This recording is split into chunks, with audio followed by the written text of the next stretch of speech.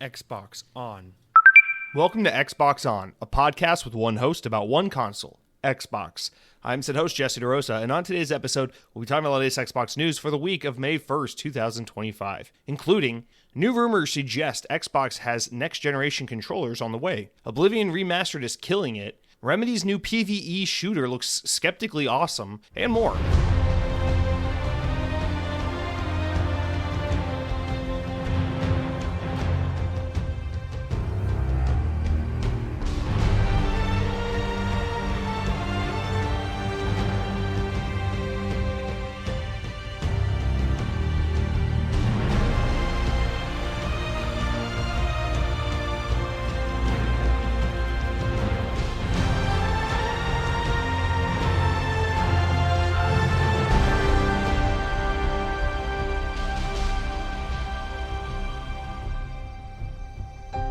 On this day in Xbox history, in the year 2009, 16 years ago, X-Men Origins Wolverine was released for the Xbox 360. Now, every year when we get to this week in Xbox history, I always bring this game up. Intentionally so. Xbox, Activision, get with Marvel, get with Disney, do what you have to do. Bring this game forward. I'm not asking you, I'm telling you. We need this game back. All right, every year. Comes up every fucking year. Bring it back. You got Raven, you got Disney, Marvel, Xbox, all the people. Hugh Jackman likes Wolverine still. He's still doing it. Remember, they're gonna do this till you're 90 or whatever he says in the movie. Let's bring him back. Come on, X-Men Origins Wolverine. We want to play it on the Xbox Series X. It will single-handedly turn around the Xbox hardware misfortunes. I promise you that. Please.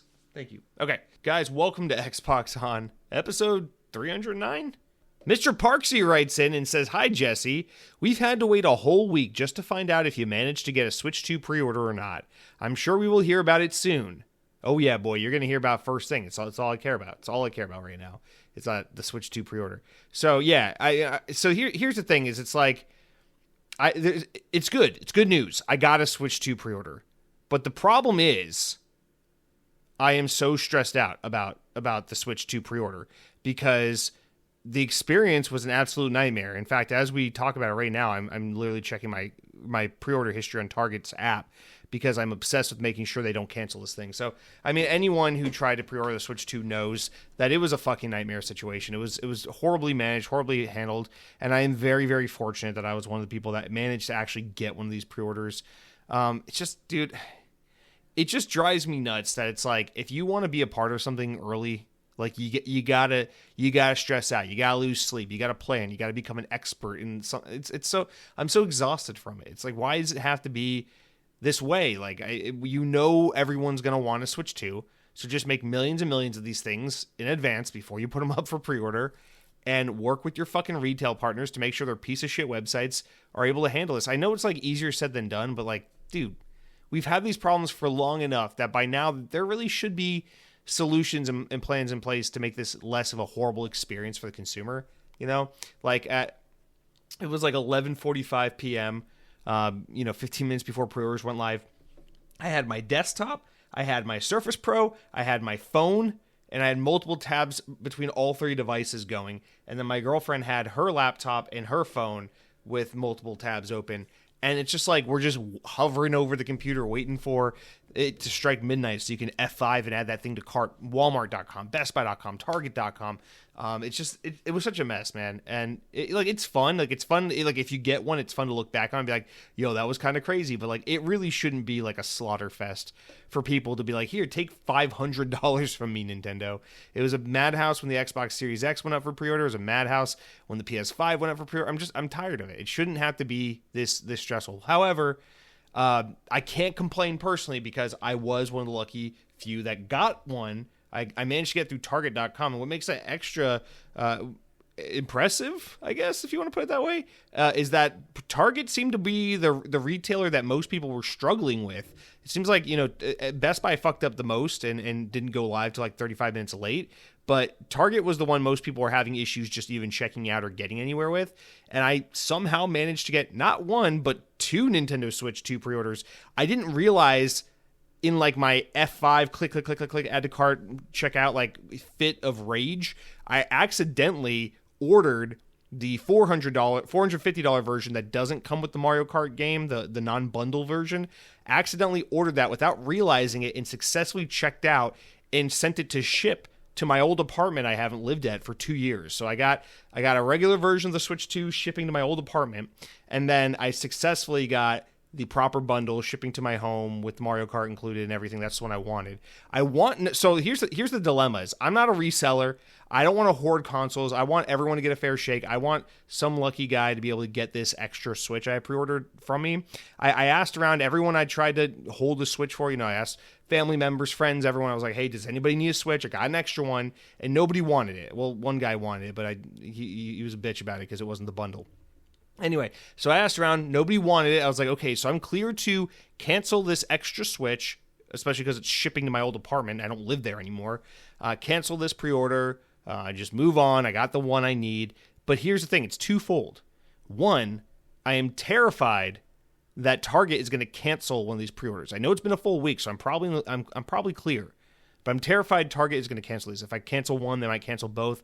They're separate orders. I just don't trust them. The other thing is I'm also like worried that one of these isn't going to make its way to me on time, because one of them was like pre-ordered and says like ship arriving, and its estimated day is like release day and the day after, and one of them is a release day is 2 days after. And so I'm like, should I just hold on to these and then return one to Target, like when they both arrive, return one to Target, but I can't change the shipping address on the first order because it won't let me. And I called Target support, and they're like, oh, you can change the shipping date later, closer to launch. It's a whole mess, but it's like I'm trying not to be an asshole because I don't want to sit on this Switch 2 that someone who wants it could pre-order, and I don't need it. I'm just hoarding one. But at the same time, I'm just worried because there's so many horror stories of like people, oh, I pre-ordered one at Walmart, I pre-ordered one at Target, and then hours, days later, they get that your order has been canceled email, and I'm terrified of being one of those people. So I'm like holding on to it for now because it's like I feel like I have a pre-order, but a part of me kind of doesn't believe I have a pre-order. So it's a bittersweet thing, And on top of that, like if I'm just being a little picky and choosy, it's like I kind of wanted to get the pre-order at Best Buy because I really wanted to do the midnight launch because there's a Best Buy 5 minutes down the road from my house. It would have been really ideal. But listen, man, just the fact that I got one at all is a huge blessing.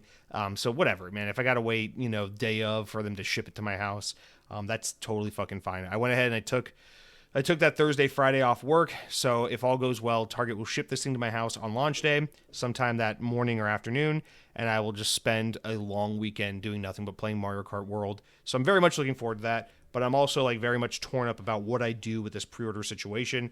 I just don't trust Target. They're such a shitty retailer. They handled the whole thing so poorly that I'm worried that they're going to cancel my Switch. If I cancel one, they'll cancel both. So I'm sorry if you're out there and you're like, damn, I didn't get a Switch, and you find out that I have two of them, and you're like, Jesse, you piece of shit. I'm not trying to be that guy. I promise you, I'm not selling one on eBay. I'm just trying to make sure I get this one because I don't trust the system in place. I apologize. But thank you for Ian Parksy, and I hope all you out there listening who wanted a Switch 2 were able to get your hands on one. It seems like the supply really wasn't so much an issue. Like it could have been better, but the supply was like relatively decent. It was just the whole rollout procedure sucked. And ironically enough, the people who had the best luck were the ones who went physically in person the next day to a GameStop store and pre-ordered at their local shop, which is hilarious. But good for them. My brother ended up doing that, and he like just literally rolled up to a GameStop 5 minutes before the store opened, and he was like, "Yeah, I was like number 20 in line." I'm like, "That's insane." Good for you, but that's insane. I literally stayed up till 1:30 in the morning and then got 3.5 hours of sleep and went to work like wired because I was so like, oh my God, I got one. Let's do a 10-hour shift. I got one. But anyway, yes, I got a Switch 2 pre-order. I'm very excited about it. Been playing lots and lots of Nintendo Switch, which we'll get to with what I've been playing. But I am ready to take a break and get into Oblivion, which we'll talk about shortly. So thank you for Ian Parksy. Guys, this is an Xbox podcast. Welcome to the Xbox On Podcast. There is a notable game releasing this week on Xbox platforms. It's out as of the time you're listening to this podcast, and I very much want to play this game, but Xbox doesn't want me to play this game because they keep releasing 5 fucking Western RPG 300-hour games every 2 seconds, every time I spit and blink and poop or whatever the hell it is people do in between game releases. And anyway, the game I'm talking about is Towerborne. Very, very much want to play this game. I've been very eager to play this game ever since it was announced. So Towerborne is that side-scroller, action, hack and slash, whatever kind of action side-scroller game from Stoic, the guys that make the Banter saga. That looks kind of like, I don't know, like Castle Crashers-esque, but it's got like more to it. It's got, it's got that beat 'em up, side-to-side action gameplay, but it goes further than that. It has a lot of role-playing mechanics, and it has live service elements to it, and you can do leveling up, and you can go back to the tower and work on your characters, and there's story content, and it's multiplayer, and you can play it by yourself, and all this stuff, and it looks very, very good. I've been very eager to try this game. It's been in early access on Steam for a while, but this week it comes to Xbox Game Preview, so you can play it if you're a Game Pass subscriber, or if you want to buy the Game Preview access on your Xbox, which is what I've been waiting for. I want to play it on the console. So I've been waiting for this. I definitely want to hop into this weekend, but I also want to hop into Oblivion Remastered, and I've also been very busy with other games. So it's just a terrible time with there being so many freaking video games, but I am very excited that this game is here and that we get to play it. Maybe I just wait for it to have its final release and don't play the game preview. Maybe that's the move, since there's so much competing for my time right now. But I also don't want to risk it being one of those things that falls into the backlog, and then when it's at a game preview, they don't make a big stink about it, and then you kind of forget about it. So I don't know. I'm a little torn there, but my plan is to get to this weekend and at least dabble in it and just start it. But yeah, this is Xbox Game Studios published, and it looks really good in my opinion. So Towerborne, definitely want to give that a try. Coming out this week for Xbox. It's already been on PC. Now, guys, it's another slow news week. There just haven't been a lot of big news weeks lately for Xbox. Nintendo really is in the spotlight at the moment, and then Xbox should be coming back within the next month or so as we get towards their summer showcase.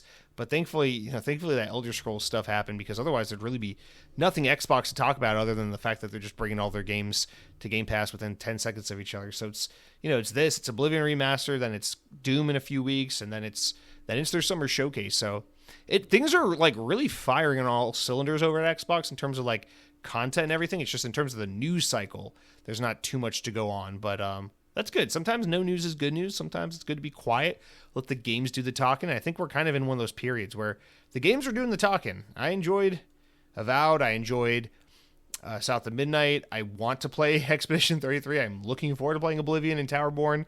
I just can't keep up with the load. You know what I mean? But it's a good time for sure, and I'm very much looking forward to Doom as well. So guys, let's get into our mildly amusing stories, or stories that are appetizer-esque, if you will. But listen, it's like Tapa style today because there's no main news segment. So we're just going to do Tapa style. Just tons of little small plates that we can share. You like the smoky shishito peppers. You like a little bit of fucking, you like the chicken thigh yakitori. You got the miso cod. It's so interesting. You're at that cool Japanese izakaya Tapa style hip restaurant with $17 cocktails. Let's go, boy. Anyway, starting out with a rumor that warms my heart. So from the Xbox 2 podcast and translated by PureXbox.com, it seems that Team Xbox is putting a focus on its next generation of controllers this year, according to Jez Corden from Windows Central. There are 3 controller prototypes in the work currently. Firstly, Corden says that an Xbox Elite Controller Series 3 does actually exist inside of Microsoft, and we've been waiting years for a follow-up to the Series 2, and apparently it's in development with the codename Corden, with the codename that Corden is privy to. He says, quote, "We are getting some kind of Elite Series 3. I don't know if it will be announced in June, though. I think it might be next year that you see it. Maybe it launches with the next generation of Xbox altogether. We will see." Guys, I've been waiting for a Generation 3 Elite controller for so long because they released the Elite 2 controller like a year or two before the Xbox Series X came out. So I didn't want to buy one because I knew it was just going to be a $200 controller based on a slightly out-of-date controller once they updated the new console's controller. But then I didn't think it was going to take this long for a Series 3 controller. So this has been kind of a bad situation all around. We've been overdue for Elite Series 3 controller. So I will be very excited if this is something we see in June. I definitely want to pick one of these up. But not only is there an Elite Series 3 controller reportedly on the way, there's also a so-called mid-range controller with the codename Sibyl, which we've heard about a few years ago, that is apparently still coming. It's a more basic controller that could essentially replace the current controller as the new like default gamepad. Interestingly, one of the features that it mentions, which was also in the leak a few years back, is something called Direct to Cloud, which would allow you to your controller to directly connect to your Wi-Fi, eliminating the lag that comes from Bluetooth from your TV, interpreting the signal and sending it up. However, he advised that the cheapest version of the Xbox controller possibly won't incorporate more advanced features like this. So ultimately, very few details are known about any of these three controllers. So a new cheapest version, this new Sabile controller, which is like your new standard, and then an Elite Series 3. So not much is known about the three controllers, but Jez Corden does mention that you can take everything with a pinch of salt unless he provides more concrete reports on Windows Central itself. He says the following, quote, "This is something I share on the podcast, but it's not necessarily something I'm willing to put into a report yet because I don't have a huge amount of information. So take it with a pinch of salt for now." So nothing's 100%, but boy, oh boy, it's encouraging to know that there are still murmurings and rumors of new Xbox controllers because, man, like I love the Series X gamepad so much. It's a slight refinement over the Xbox One gamepad, but like it is a little disappointing that there's no big change to it. Like it's so subtle that you kind of miss it. And I don't know, it's just like, that was my thing about the Xbox Series S and X is like, I appreciate that it's like everything's unified and just refinement now. But I do miss that feeling of like, oh, the UI is different. Oh, the controller's different. Oh, the box is different. Oh, everything's different. You know, it's a new generation. And so for them to finally give us a serious revision to the Xbox hardware or controller, I think would be pretty cool. And I'd like to see what they could do just for the sake of, you know, spicing things up since it's what we're used to on the home console front. So hopefully, this stuff is coming. You know, it seems like despite hardware, you know, being down with console sales, it seems like Xbox doesn't have a problem selling controllers between Xbox Design Labs and the new color variants that they have coming out all the time, the new special edition controllers they do. It seems like they are pretty good at selling accessories and peripherals. So it seems like this would still be a pretty good thing for them to invest in and double down on. And so I'm hoping that this is a priority for them and not just something that may or may not happen. But yeah, that's an exciting way to kick things off, in my opinion. Guys, next thing I want to talk about is something that happened shortly after the podcast last week. It was a stream that Remedy Entertainment, the Alan Wake control developer, put out of their new multiplayer game, FBC Firebreak, which we've known about for a while and we've seen trailers for, but now it got a release date, got a dedicated like little stream event. It got a release date, got some more information, and guys, I gotta be honest. Let me just read this from VGC. We'll get into it. So Remedy Entertainment has confirmed a release date for FBC Firebreak. The Alan Wake Studios' upcoming 3-player co-op first-person shooter that is set in the Control universe will be released shortly here on June 17th. The game will also be available on PC, both Steam and Epic Game Store, and Xbox Series X. It will cost $40 US. But on the day of release, it will also be available for Game Pass Ultimate and PC Game Pass subscribers. A deluxe edition of the game will also be available for $50, $10 more, and includes numerous cosmetic options and a voice pack for players looking further to customize their squad. Okay. So here's the thing is I've gone through the footage that was released during this event, and here's, I gotta be careful with this. I am so cautiously optimistic for this game, and not just because I love Remedy, because on paper, it's weird that Remedy is making this game, right? Remedy makes these third-person, narrative-driven, action-adventure games that have nothing to do with multiplayer, have nothing to do with first-person perspective, really are not shooter-focused games. I mean, they have shooting mechanics, they make third-person shooters, but FPS multiplayer stuff is totally different. And what this game looks like is a Left 4 Dead style PvE game. You know, you fight, what are the bad guys called in Control? I forget. It's like the Hiss. The Hiss, is that right? And they're very zombie-like creatures, and you play this game in a first-person perspective, and you can play between 1 to 3 players, and it seems like you pick a mission that has multiple chapters, you pick a difficulty, and you squad up, and you grab a gun and grab a wacky weapon and start smashing zombies as you go from point A to point B. It seems very, very Left 4 Dead-like. And the thing that really got me excited, aside from the fact that this game looks pretty, it looks very fun. It looks like it controls and plays well. And it doesn't look like it's full of stupid live service, Nicki Minaj, Freddy the Franklin clown fucking cosmetic skins. Aside from the fact that it looks good and it's not littered with Peter Griffin, is the fact that it just what am I trying to say? I got so distracted. Oh, is the fact that they're saying, like, hey, straight up, this is not a live service game. This is a multiplayer game, but it's designed to, like, be a thing you pick up, play, enjoy, put down. Maybe you play it for a few hours, maybe you play it forever. I don't fucking know, but it's a multiplayer experience, not a live service experience. So they're not saying we're promising 4 years of new maps and free updates. They're not saying that there's going to be a new monthly theme and that you got to check back every day and every week there's going to be a new objective to grind for and daily challenges and all these. They're not promising any of that shit. They're just saying this is a traditional old school multiplayer game. We're going to put it out there, and sure, I'm sure they'll make more content and DLC and whatnot if it does well, but it sounds like they are promoting this as a multiplayer game that you can buy and play for fun in exchange for that initial upfront cost, which I'm so painfully nostalgic for and yearning for more games like this, when it was like, hey, company, thanks for making this a really good looking video game. I would like to give you somewhere between $40 and $60 in exchange for your final product. And they would say, well, that sounds like a deal. So it's not some free to play garbage. And what's awesome is that they kind of get to have their cake and eat it too, because they're going to try to get that free-to-play built-in market by being on Game Pass day one, by being on, I think they're on PlayStation Plus, one of their higher tiers as well. So they're going to try to get that built-in easy audience that somewhat gets in a free-to-play, quote-unquote, kind of manner. But this is a premium, full package multiplayer video game release.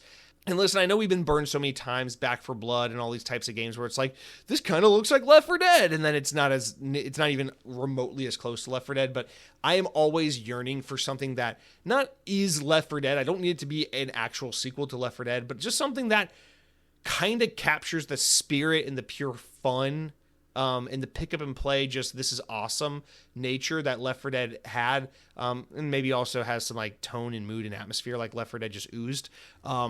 But man, God, this game, it makes me very cautiously optimistic because it looks great. Like, it looks like it's set in the Control universe. The situation is cool. You're like a group of first responders. You're like medics and firefighters and shit who are responding to a disaster at the what's it called? The Oldest House.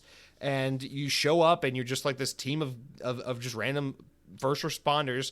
And it's like, oh my God, there's this outbreak of the Hiss. And so it's like, grab a bat, grab a shotgun, grab something. Let's fucking defend ourselves. But then it also has like ridiculous, heinous Remedy-like stuff. There's like this crazy gun that like shoots snowballs, but it's not like, oh, it looks like the fucking dildo and it's got Spider-Man webs on it and also Fortnite's in it now. It's like, no. It's just like a wacky weapon that looks like it fits in universe, but also just adds a lot of goofiness to the game that is still grounded within the universe it's set in. And it's like, oh yeah, you can like shoot snowballs at your enemies, but then if your teammate gets caught on fire, you can shoot them with the snowball gun and then they'll get extinguished and you can save them and all that stuff. And there's like fun perks and they play off one another with your friends, but it's not crazy. There's no deck building like Back 4 Blood. It's just mostly straightforward. Like, find a weapon, pick it up, find a trap, release it, fight a wave of enemies, go to the next safe room, fight a boss, go to the next safe room. And it looks very, very promising. I mean, they fight this sticky note monster that looks like just a ridiculous, over the top, crazy creation from the world of Control. And you're fighting these Hiss creatures that have very zombie-like movements and everything. I'm just like, this is dangerously close to being something I very much want to play. And it's releasing at a great time, June 17th. I'm always saying we need more summer releases. Perfect time period. Really good price point for those who are going to buy it. Really great value for those who have Game Pass and are getting more bang for their buck with games like this releasing. I don't know. If the game looks good, plays good, is fun, the loop is there. I mean, this is a game I could see myself really getting lost in and sinking some time in. So I'm just very, very, very optimistic and hopeful that this game, again, it's not that my expectation is that this fills the void in my heart where Left 4 Dead used to be. It's like, no, not at all. But my hope and my expectation is this is a fun multiplayer game that is unique and resonates with me in a way that reminds me of the kind of fun I used to have with games like Left 4 Dead, if that makes sense. So I'm just kind of hoping that this scratches an itch that I've been yearning to scratch for very many types of years, like 2020 years and 2010s years and 20-teens years, many types of years I've been yearning for a game like this. And it just looks good. I love Remedy. I believe in them. They always make great shit. So even though this is way out of their wheelhouse, I'm just hoping that it's something that they're able to pull off and deliver on, because I'm always rooting for them. And from what I can tell, this looks pretty good. So FBC Firebreak, June 17th, included in your Game Pass subscription, $40 if you don't have Game Pass. I'm looking forward to it, man. Just fucking pile it on. Add it on the fucking list. Can we get a Switch 2 version also? Just throw it on the list of games I want to play. So many games. All right, guys, speaking of so many games, let's circle back to Oblivion Remastered, which just cleared 4 million players and shattered Elder Scrolls' current Steam record. So from VGC, Bethesda's claimed that over 4 million people have played The Elder Scrolls IV Oblivion Remastered since its surprise launch last week. The Oblivion Remaster was simultaneously announced and released earlier last week for consoles, PC, as well as Game Pass. On Steam, the game has already received a peak concurrent player base of over 170,000 people, according to SteamDB, making it by far the most concurrents ever on an Elder Scrolls game. Awesome success. Not too much to say, it's just that it does warm my heart to see that overwhelmingly the reaction to this game has been pretty positive. It seemed like when the leaks were happening, there was a lot of negativity surrounding like the color palette. But even though there are some people complaining about that still, I feel like that criticism and conversation kind of was immediately swept under the rug as people in favor of just positivity for once gravitated towards this conversation of like, oh my God, I love this game so much. What a great modernization. What a great faithful recreation. What a great game. How well it's aged. These are great quality of life improvements. What a great surprise drop, Xbox. Good job. This is just what we needed. Just lots of positivity and lots of gratefulness for this product. And it's just kind of crazy because not only do we not see positivity in the games industry and in the games community, but especially geared towards Bethesda and Xbox. I mean, this is like unprecedented levels of just like positivity, and it's just really refreshing and nice to see. So I'm glad that the game is doing well. I'm glad that Xbox and Bethesda have a huge win on their hands. I'm glad that fans are happy and they're getting to relive this game they adore in a way that is satisfying to them. I'm just happy all around for how this has played out, because it's just, we need more of this, guys. Like, anytime I'm out here bitching and moaning about, like, y'all just don't understand Halo 5 was actually a good game. It's just like, sometimes we just need, like, it's okay to be critical. It's okay to have preferences. It's okay to have, opinions and things to say, no doubt. I mean, God knows I have plenty of constructive things to say and plenty of just flat out negative things to say. But, man, every now and then it's just really nice to have a little refreshing moment of just people being genuinely excited and grateful for something, and it's cool to see how this has played out. So it makes me all the more excited to check it out. I'm really curious to see, is Oblivion gonna click with me now as a 30-year-old in an unexpected but awesome way, kind of like Skyrim did for me a few years back when I finally really sat down with it and played it for the first time. I'm really hoping that's the case. I'm really looking forward to getting into it this weekend, but only time will tell. So good news all around. Speaking of good news, Indiana Jones, despite being a sales success since its release on PS5, Indiana Jones and the Great Circle didn't manage to crack the top 15 of most played PS5 games during the week it was released. According to data from Circana, analyst Matt Piscatella, despite the game being the best-selling PlayStation 5 game during its release week, that didn't translate to any kind of player numbers seen in live service titles, which have dominated the charts for years. Quote, big live service games are sucking the air out of the market, Piscatella wrote, which he calls out the biggest challenges of the modern console gaming market. Last week, it was claimed that the PS5 version of Indiana Jones and the Great Circle is the fastest selling version on any platform. So, I mean, yeah, it's just hard, and this is why you see companies like Sony not moving away from games like God of War and The Last of Us, but despite having so much success with those kinds of games, trying to chase after live service games, which is how you get stuff like Concord and stuff like that, because it's just like, yeah, these games are incredibly successful. A game like Indiana Jones, it can be very successful, it can do quite well, but it's expensive as hell to make. You earn back most of the profit you're going to make on that game within the first week or two of its release, and then people just move on, forget about it, and go back to fucking Fortnite and Minecraft. And this is the dilemma. It's like, you can make an amazing game that is just objectively fantastic, and at the end of the day, you can only get so many people to pay attention to it because there's so many players who are so satiated with their free-to-play live service stuff that they're already sucked into and addicted to and invested in and committed to, and it's just, it doesn't bode well, man. Especially these licensed games. It seems like there's a huge issue with those. In particular, the Star Wars, the Indiana Jones, the Marvel, these Disney licensed games where they're very, very, very expensive to make and highly risky because you can sell millions and millions of copies and still be a complete and utter failure. So I'm curious to know how well Indiana Jones really did, because despite, the engagement, the good reviews, the sales and everything, I just have a feeling that this game didn't do too well when you consider how long it was in development, the licensing fees from Disney, all the rest. Now, licensing out Indiana Jones, I'm sure, is much more affordable than Star Wars or Spider-Man or something, but it is still pretty fucking expensive, you got to imagine. So I'm really curious to know more one day about how this game really did, because it seems like it was a critical darling and a engagement success, but not necessarily a sales success. So don't know. Would love to know.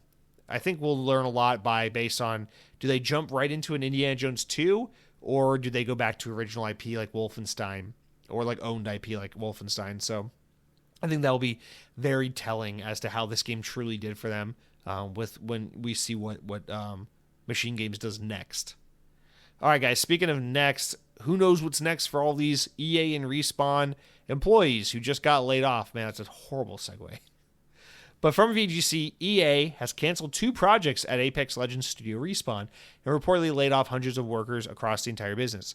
On Tuesday, Respawn Entertainment announced it had made decisions to step away from 2 early-in-stage incubation projects and make some targeted team adjustments across Apex Legends and Star Wars Jedi. According to reporting from Bloomberg, these projects include an extraction shooter set in the Titanfall universe that was not close to release. 100 staff have been laid off at Respawn, it's claimed, and further 200 to 300 people across other departments at EA. So maybe 300 to 400 people total. A company spokesperson said, quote, "As part of the continued focus on our long-term strategic priorities, we've made this select changes within our organization that more effectively align teams and allocated resources in service of driving future growth. Respawn will continue to work on Apex Legends and the Star Wars Jedi series in the meantime." So, man, I mean, obviously, the same as always. Thoughts to the people affected. Hopefully they land on their feet. This fucking sucks. This shrinking and truncation and mass layoffs of the games industry. Unfortunately, we just are really not at the end of it yet, and that's really unfortunate. But one thing I gotta say here is I'm starting to worry a little bit about Respawn Entertainment, because it's like, yeah, the Star Wars games, we just kind of talked about it. It's probably pretty similar to the Indiana Jones thing, right? Where after the licensing fees and everything from Disney, how much of a success does a game like Star Wars Jedi, Fallen Order, or Survivor have to be before EA really starts to rake in the money, And for that to be a big project for Respawn, it's like, okay, well then what else do you guys have to lean on after your heavily overpriced AAA license shit goes? And then it goes to Apex Legends. But from what I understand, Apex Legends is kind of finally starting to crescendo a little bit, where it's like, it's just not as big as it used to be. It's still very, very big, don't get me wrong, but relatively speaking, it's starting to lose some traction and dip a little bit. So it's like, can they inject new life into that, or do they need to jump ship to the next project, or do they need to make this a smaller focus as they work on something else alongside this? But what happens next? Because it seems like every time Respawn tries to get away from Star Wars Jedi or Apex Legends, especially every time they try to touch Titanfall in any respect, it just kind of ends up getting canceled and going south. And so it's really unfortunate, as someone who desperately yearns to see this team that just has so much talent make literally anything other than the 2 games they're making. Because listen, I played a lot of Apex Legends when it was new. I like it a lot. I played the first Star Wars Jedi game. I thought it was pretty good. It was really impressive that they made this kind of game. I liked it a lot, right? But it's like, Respawn is too talented to be stuck on Star Wars bitch work duty. It's like, come on, man. Every studio wants to make a Star Wars game. Don't take one of the top 5 most talented developers on the market right now and put them on Star Wars, cleanup duty. It's like, come on, man. There's so many other teams you could do that. These guys should be making a Titanfall 3 or something entirely new. But it's just that, and then supporting Apex Legends. And it's like, this isn't sustainable forever, clearly. And it's like, come on, let's see something new from you guys. You're too talented to get stuck in this rut. And man, it's really disappointing every time these guys come up with layoffs and project cancellations and things like that. It's like, man, I just want to see Respawn do something great because I know they can do something great. And it's not to say their current projects aren't great. It's just not what I personally want to see from them. And I think it's a far cry from the capability this team has. Although, honestly, they've been stuck on Star Wars and Apex Legends for so long at this point that I'm starting to wonder, have a lot of people responsible for games like Titanfall 2 left the studio at this point because they're like, hey, I don't really want to make a fucking Dark Souls Star Wars game or just the millionth cosmetic for Apex Legends. It's like, I could imagine, if you're someone who worked on the campaign from Titanfall 2, maybe not necessarily sticking around all these years later. But who knows, man? I know a lot of important people have left the team, as we've talked about it in the news over the years. But, of course, it always ends with the people who are no longer with the team, people who've been let go. Hopefully they're able to find great work, fulfilling work, good paying work, and if their hearts desire so, to stay in the games industry, because I know it's a fucking fight to stay in the industry at this point for these people. So it really sucks. Heart goes out to those people. Guys, that's it for all of our small news stories. So normally we'd take a little break, talk about the games we've been playing, and then get into the real news, but there's no real news. I am the news, bitch. No, but let's take a quick coffee break. Nope, water break. Yep. And talk about the games I've been playing and all that stuff. So I'll be right back to do that with y'all. One moment, please. I gotta sip this water. All right, guys, welcome back. Let's get into what I've been playing. But before I can tell you about what I've been playing this week, I first got to tell you about what it is I've been eating, because I have one for you this week. Oh my God, guys. Honestly, I'm not trying to over-exaggerate. I'm trying to be as just cool and honest about this as humanly possible. I discovered my absolute favorite coffee shop, I think, of all time this past week. My girlfriend and I took off Monday to do some birthday festivities. So we ended up kind of getting stuck due to something with work that kind of tied me up that morning. We ended up getting stuck super early Monday morning, just hanging out in Orlando. And the thing is, where we live, the traffic is just so bad that we're like, let's kind of make a day out of it. Let's just make a thing out of it. It's like, once you're that close to the city, don't want to fight the traffic. Might as well just go do some things in Orlando that you don't normally do. Because it's kind of a trek out there. So we spent Monday morning in Orlando, and I just gotta say, first of all, I fucking wish, and I don't really wish, because I like having a mundane adult schedule where I work Monday through Friday. I got my weekends off, that whole rigmarole that most of the world is on. I like that. I never had that, because ever since I was 14 years old, I've been juggling school with a job or two on the side, and working weekends, going to school Monday, Tuesday, Wednesday, whatever. So it's I don't necessarily miss, especially my college schedule, where it would be I don't take classes on Monday. I don't go to work on Monday. I try to get my Mondays off. And then I go to classes on Tuesday, Wednesday, Thursday. Then I work Friday, Saturday, Sunday. I don't necessarily miss that, but there are days where I'm I kind of miss that flexibility, because there's something really nice about being off work on a Monday.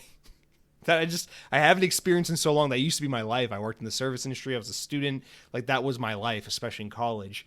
And man, that world is so far away from me now, that having that experience where it's a Monday morning where I'm downtown Orlando and everyone's at work and everyone's doing stuff, and I'm just kind of there chilling. It's wow, it's so nice to not have to fight crowds. It's the weird thing about downtown Orlando is it's such a fake city because even during the weekends there's no one there pretty much, because in Orlando all the things that there are to do are out in the suburbs and near the attractions and stuff, and so the city is usually never very busy. But oh my God, on a Monday morning the city is really not, especially after that morning commute when everyone's kind of settled into work and school. Oh my God, there's nothing going on downtown Orlando. It's great. Anyway, but we were up there, and we were going to go find a park, hang out for the day, maybe go to the botanical gardens. But for me, anytime I venture somewhere, I go out of town, I go on a trip, it's really, everything's about the food. It's the sights, the sounds, the entertainment.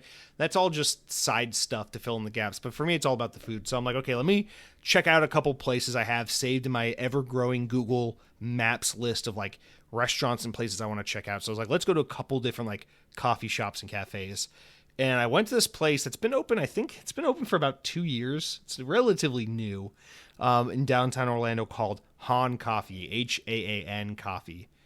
Oh my God, dude, this is without a doubt, the best coffee shop I've ever been to in my life. I fucking love this place. I don't know. It's like Korean coffee shop. It's not like this is coffee done Korean style, but it's like clearly Korean owned, and like some of the things like the menu items are called like the Seoul iced latte and like the SJ iced latte, and like everything's like Korean names and styles and stuff. But that's not what's important here. The reason you go here is because it's just so freaking phenomenal. I had what's called the SJ iced latte. This was like one of the best coffees I've ever had in my entire existence. It was phenomenal.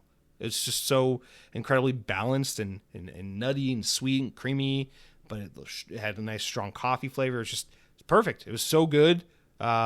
Just such an amazing coffee. I'm not nuanced enough about coffee to be like, oh, you know, the tannins and the roast level was just perfect. I don't know, but it was just a delicious coffee that I enjoyed to hell and back. And then we got their signature pastry, which is called a what is it called?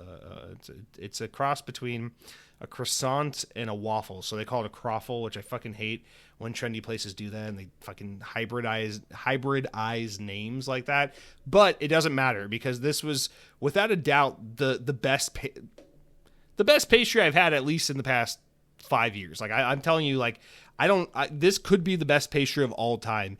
It is everything. So there's two versions of it, and I got the version that is everything seasoning. So it looks like a croissant, but it has like waffle presses in it. And then they put butter and garlic and stuff and everything seasoning like a bagel. And it is like everything that's delicious about a waffle, everything that's delicious about a croissant, a buttery, flaky croissant, and everything that's good about an everything bagel. And you take only the best aspects of those three breakfast items and you combine it into one, and that's what this item is. And dude, that coffee with this pastry, I shit you not, like that was the best breakfast. I mean, no eggs, no bacon, no diner, no diner coffee, no steak and eggs, nothing. Pancakes, none of it. This pastry with this coffee, the best breakfast I've had in a long ass time. This was phenomenal. I love this place so much. And my girlfriend, she got a strawberry matcha latte, and I tried that as well. Phenomenal. And we both looked at each other and agreed. This is the best coffee shop in all of Orlando. Just like straight up.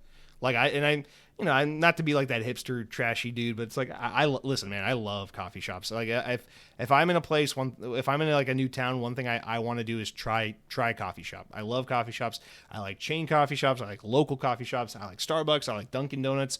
I like the fucking local place. I like all of it. I love coffee. I love iced lattes.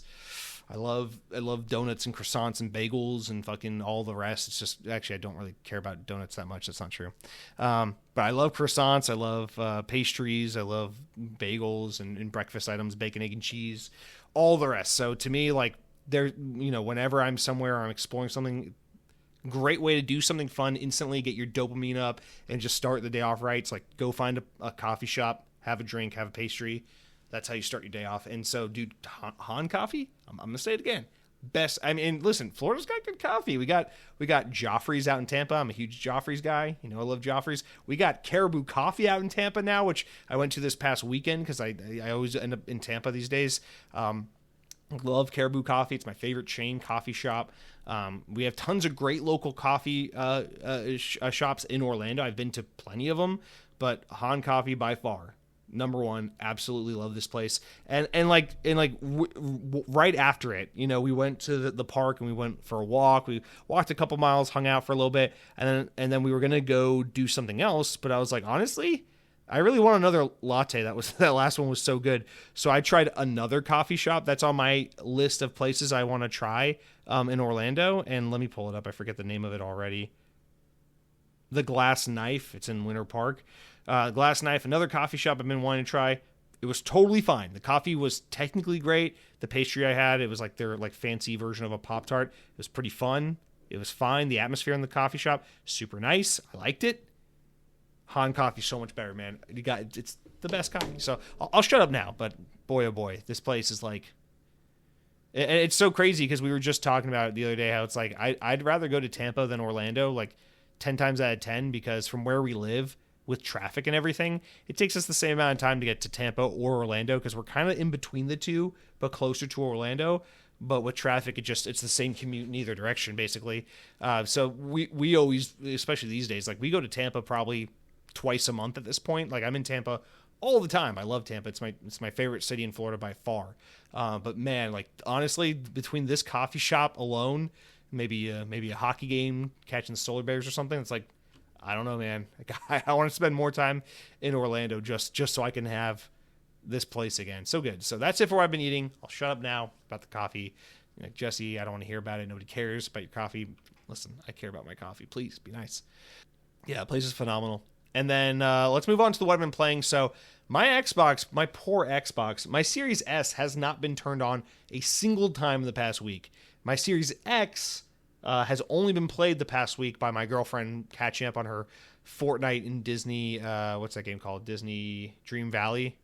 But aside from that, I have not touched my Xbox, either of them, in the past week at all. And I feel very bad about that because I've been playing many a video game these past few weeks. I probably played like 20 hours of video games the past week, but it has all been on my Nintendo Switch. So let me go through what I've been doing there.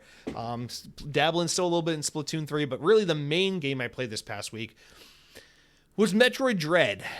So like I said last week, I'm trying to kind of like clean up my Switch backlog because it's so easy to catch up on a Nintendo console because there's only like 10 to 15 games per Nintendo console that you really have to concern yourself with because Nintendo platforms are almost exclusively for Nintendo games and everything else you play on Xbox and PlayStation. So for me, I'm like, the Switch, I really liked it the first few years. I'm kind of really into it again right now. But really the past 5 years or so, I really just fell off and didn't give a shit about Switch. I hate those Joy-Cons. I hate the way they feel. I love the idea of the Switch. I hate the execution of it. I'm kind of having like a little bit of like falling out of love with the Nintendo thing lately, but I'm real back into it. The Switch 2 situations really got me back into it. And it's been an amazing 2 weeks kind of falling back in love with Nintendo. I don't know how long this is going to last, but I'm trying to take advantage of it while it's here because I'm really having a great time. And so I cleaned up Mario 3D World with Bowser Fury, cleaned up Splatoon 3. And this week, I finished off Metroid Dread. This is a game I bought the day it released back in October of 2021. I can't believe this game's 3.5 years old now. But I bought this the day it came out. The week it came out, I played at 4 or 5 hours of it, but I didn't use a guide. I pretty much just like dicked around and tried to do it my own. And I suck at Metroid games. I suck at Metroidvania style games. And so I didn't get terribly far. I was probably about, 30% through the game when I gave up.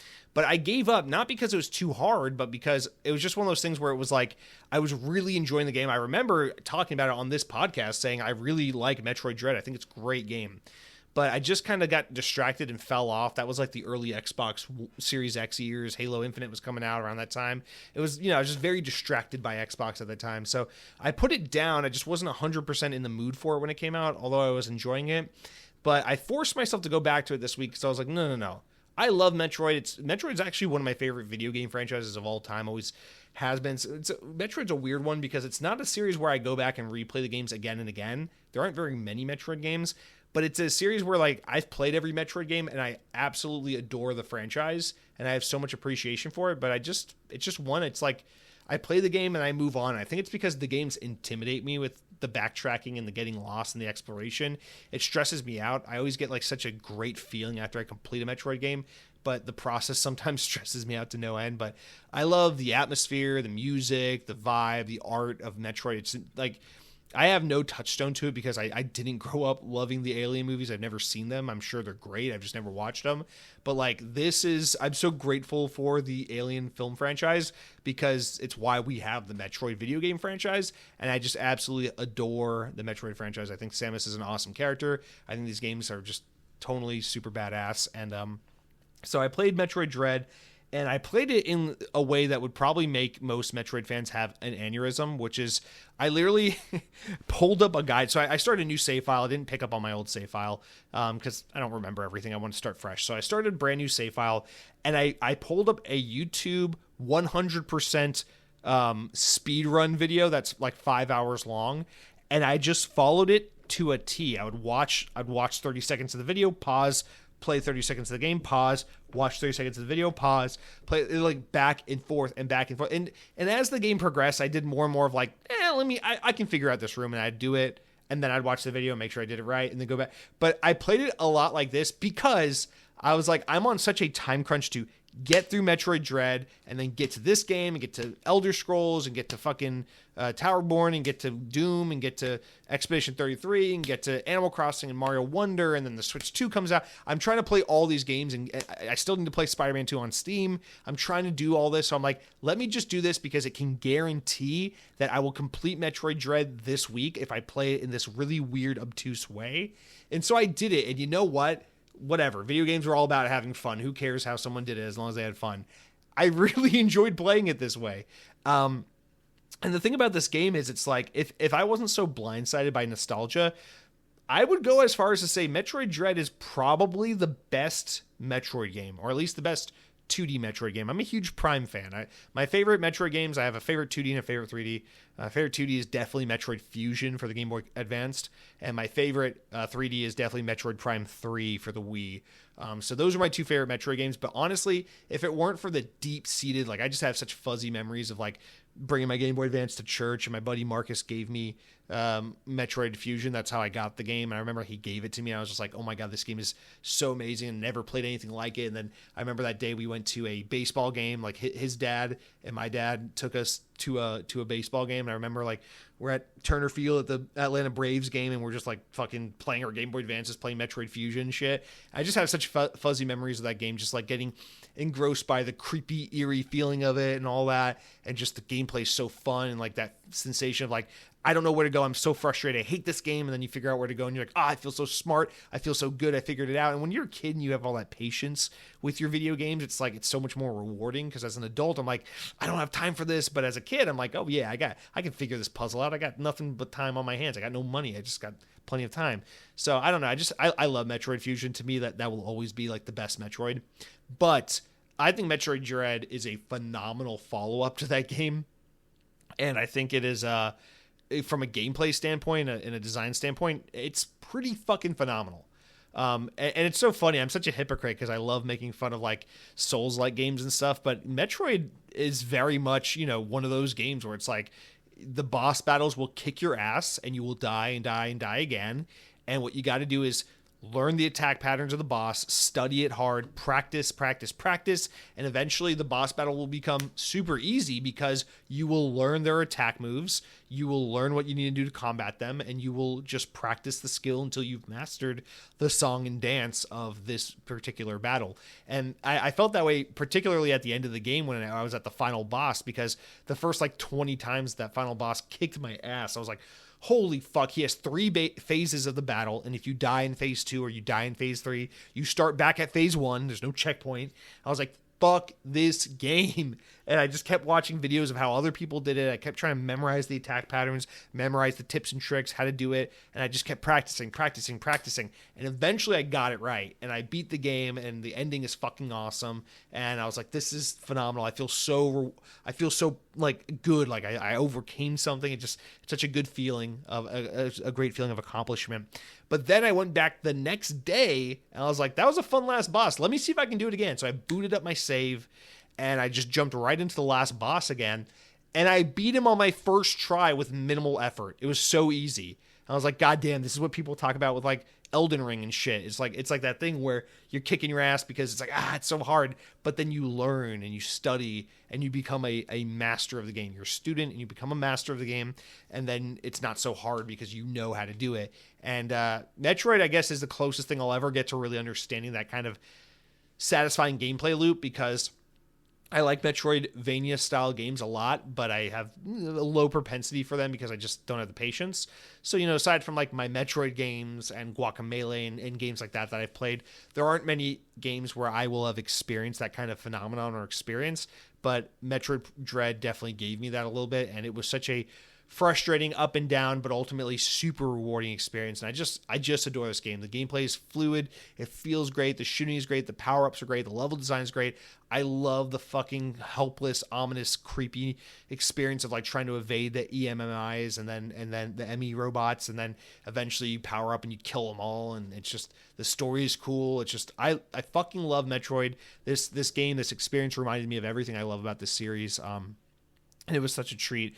And it has me even more hyped about this fall when Metroid Prime 4 comes out, because I've been looking forward to Metroid Prime 4 since 2007. And so this will be really exciting to have that game. So yeah, I wish we got more Metroid. I don't need Metroid to be out every 2-3 years, but like, I wish we had a new Metroid game every 5 years. It's like the fact that we've really gone like 15 years, 20 years since like Prime 3 and Fusion and all these games. It's like, that's really egregious. We've had some spin-offs and remakes and stuff, but like it's egregious. Metroid really needs to be more present. I understand it's not as big of a seller as a Mario or Zelda, but like, to me, I would take Metroid over Zelda any day of the week. And while I absolutely adore Mario, I really also adore Metroid, because Mario is a game I adore for the gameplay and the gameplay alone. Metroid is a game I adore for all the aspects: the gameplay, the character, the tone, the style, the setting, the music, everything about it's just so fucking good. So shout out to Metroid Dread. I beat that game. I had a great time. And then for my birthday, my girlfriend got me a Switch eShop gift card. So I bought one of those vouchers. This is like the only value you can get from Nintendo, this voucher. So it's like a $100 voucher, but then you can use it to redeem 2 Nintendo games on the Switch. So instead of buying 2 $60 games or a $60 and a $70 game and spending $120, $130, you get 2 games for $100. So I picked out 2 $60 games, and I was I knew the first one I wanted to get was Super Mario Wonder, because I've been ashamed of myself that that game is a year and a half old and I still haven't played it, because I love Mario. I just haven't gotten to it yet. So that was the first one I downloaded. I set it aside because I want to finish Metroid Dread and I want to play Elder Scrolls Oblivion first. But Mario Wonder is really the next game I'm gunning for after I play my Xbox a little bit. But then I was wondering, what's the second game I should do? Because I know Pikmin 4 is the game I should do, because I love Pikmin. I can't believe I haven't played Pikmin 4 yet. I really want to get to that. But also recently I want to get Marvel Ultimate Alliance 3. But also, I like Animal Crossing a lot, and I've played every Animal Crossing. I played on the GameCube, I played on the Wii, I played on the DS, the 3DS. I've always been there for every entry of Animal Crossing. My favorite Animal Crossing by far is City Folk on the Wii. I love that game so much. Back in 7th and 8th grade, I used to play the fuck out of it. But I was like, you know what? I really was not even remotely interested in Animal Crossing New Horizon when it came out back in 2020. But I kind of feel like, I'm in the Nintendo mood right now. Animal Crossing's got good vibes. It's a really zen experience. It's got good music. This might be a really fun thing to kind of like nod off to sleep playing, like 30 minutes every night before you go to bed. So I was like, let me do a little Animal Crossing, because it's a nice yin to Metroid's yang. Metroid's very involved, very mechanical. It's very skilled. It's hard. It's a lot of discovery and puzzle solving. Animal Crossing is just none of those things. Animal Crossing is like, go grab a fish, go sell something for bells, go upgrade your house, go get a new t-shirt, go talk to your neighbor, go pull some weeds out of your garden. It's like, okay, that sounds fun.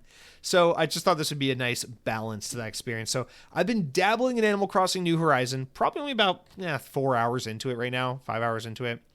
I gotta say, I am liking this because I like Animal Crossing. I like Animal Crossing a lot, but I don't know that I love the ways in which they shook up the formula with this game, with like the crafting items, and your items can break, and the island thing, instead of like moving to a city, like the tropical island thing. I don't know that I love that. I feel like the game is super slow. These early hours are incredibly slow, and I've read a lot online that people are like, yeah, this game's the slowest Animal Crossing, just give it time, it opens up like all the others, just be patient. The soundtrack is really strong, but I think New Leaf on 3DS and City Folk on Wii have way stronger soundtracks. So I'm like, it's good. Like, it's a pretty modern, nice, current gen version of Animal Crossing, and I like it. But compared to some of the previous entries, I think it's kind of a step down. I'm not loving it so far. Early days, only a few hours in. We'll stick with it and see how that changes, if it changes. But so far, it's like, I'm glad I have this. I like Animal Crossing. I felt kind of bad that I sat it out when it came out 5 years ago. It's just, 5 years ago when this game came out, I was at like the absolute peak of my, like, I'm kind of done with Nintendo thing. So I wanted nothing to do with this game. I was like, oh my God, Animal Crossing, shut up, fucking Pokemon people. But no, now that I'm kind of back a little bit, I'm like, nah, come on, Jesse, don't be that guy. You love Animal Crossing. Don't be that way. So playing Animal Crossing, liking it, not loving it, but I am liking it. and we'll see where that goes. Maybe talk about it a little bit next week. I think it's a great little like bedtime game. As I'm playing something else, Metroid just wrapped it up. Now next up, Oblivion, Towerborne. Let's fucking go, baby. And then I want to come back and I want to get Pikmin. I still, before Switch 2, I want to do Mario Wonder, Animal Crossing New Horizon, Pikmin 4, and then this gets really fucking tricky. Luigi's Mansion 3, I think I can hold off on that until Halloween time. Because I played Luigi's Mansion, obviously, a million times back on the GameCube.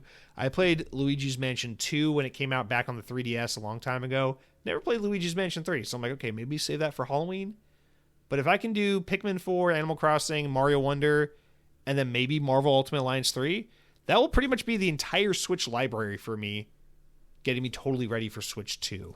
So I think that's the plan right now. I don't know. I'm looking forward to it. But anyway, I'll stop there. That's what I've been playing. No more Nintendo talk. Listen, I've just been playing Nintendo, so that's all I can talk to. But we will get back to the Xbox stuff next week, talk about Elder Scrolls. I'm sure most of you are probably playing Oblivion Remastered, so I'd love to hear from you guys about how you're enjoying that game, and then next week I'll talk about my experiences with it. But for now, I'm stuck in Nintendo land. Not the 2012 Wii U game, but like, I don't know, the different Nintendo land, I guess. I don't know, whatever the hell.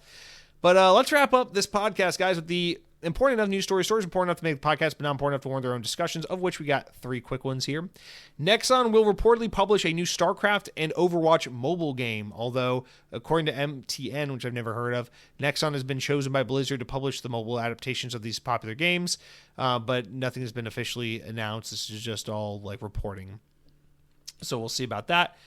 Next up, Borderlands 4 will now be released a little earlier than expected. So instead of September 23rd, it's been moved up to September 12th, about 2 weeks early. So some people are speculating, a week and a half or so early. Some people are speculating, is this because Grand Theft Auto 6, they're trying to get it out of the way of the release date? And Randy pitched for it over at Gearbox is like, no, but like, maybe. Hey, maybe. And then lastly here, Clair Obscur Expedition 33 they've announced, the developer Sandfall Interactive announced 1 million copies of the game have been shipped. So this does not include Game Pass engagement, but they have shipped to retailers 1 million copies of the game, which means that they'll probably sell through those, and that roughly 1 million copies of the game have been sold separate from Game Pass players. So that's a huge accomplishment for this debut title from a brand new team, unknown quantity, and it seems like it's kind of hitting the ground running, which is awesome. So they said that Game Pass, they have a feeling that Game Pass has helped them a lot, and that they'll announce those numbers probably later, but of course they thank people for playing the game and all that. But good to see, just another feel good, hell yeah, go new developer, go new IP. Glad people are loving that game, just feel good moments, so that's awesome. And now, guys, it's time for the best, last, and only segment that my doctor listens to. The comments, the shoutouts from youtube.com. You know how it works. You go to youtube.com/XboxOnPodcast, click on the latest episode, and drop a comment. Say something nice. Be a dickhead. Just don't be a dickhead to listeners, and don't be all weird like some of those drive-by commenters. But you can generally say whatever the fuck you got to say. Guys, please leave a like, a review, a thumbs up. 5 stars only. Podcast services, Apple services, whatever, Spotify, whatever you use.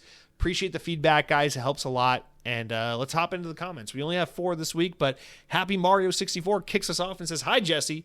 Hope you managed to get your Switch 2 pre-order. If you didn't, you can have mine if I get kidnapped by the Burger Van Man, lol." Dude, I will see to it that the Burger Van Man kills you. Not kills you, kidnaps you just long enough for me to get your Switch 2, and then I can have him drop you back off home. Might be worth... God damn, didn't mean to be so fucking morbid.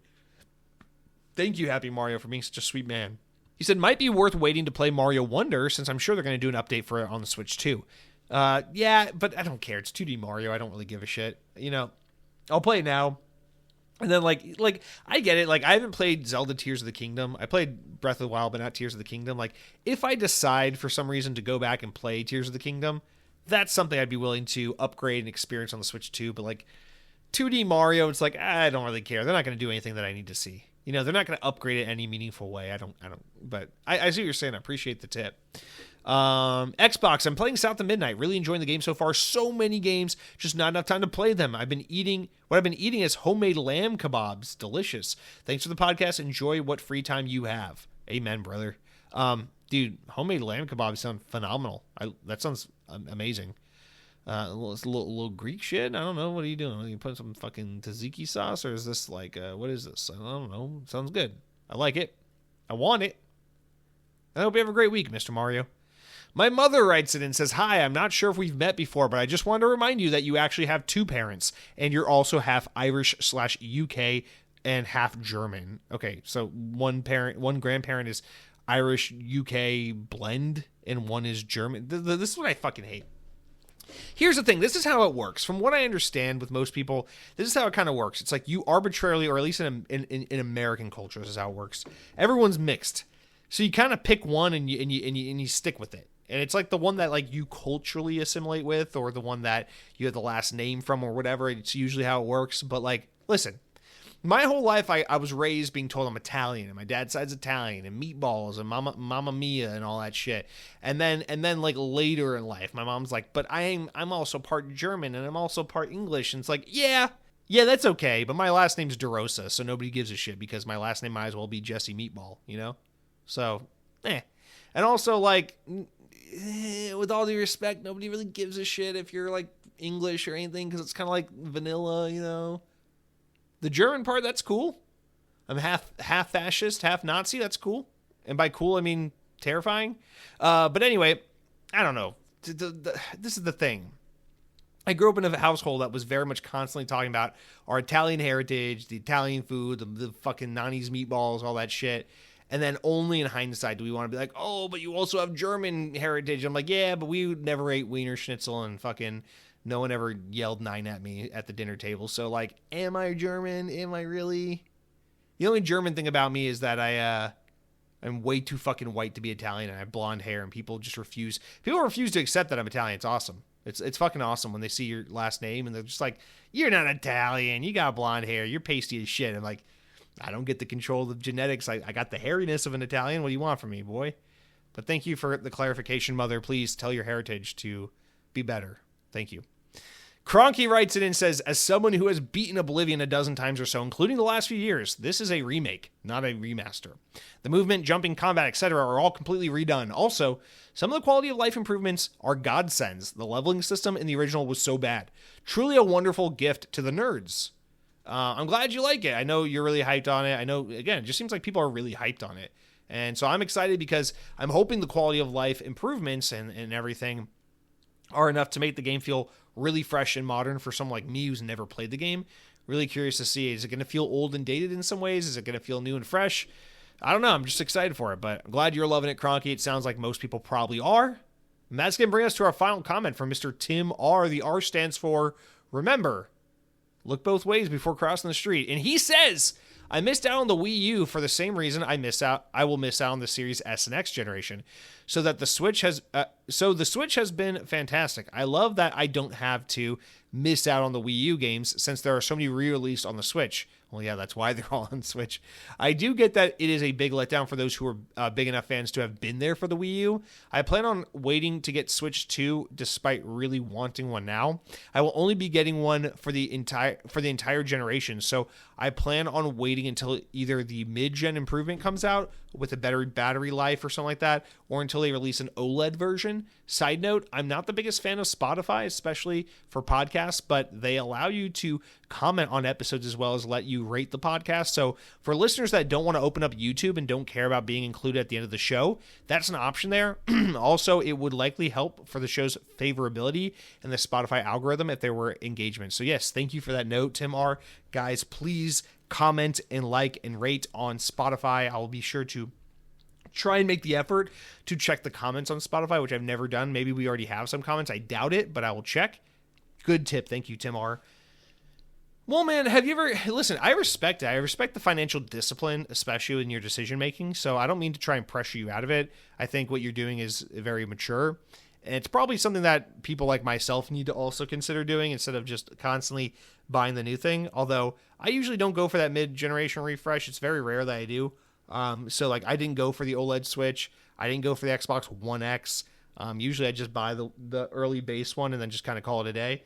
But I appreciate where you're coming from. And here's the thing is, have you ever considered, like, you buy the Switch 2 now, and then when the Switch OLED comes out, you sell the Switch 2 and trade in? Yeah, sure, at the end of the day, you're still paying more kind of for both consoles, but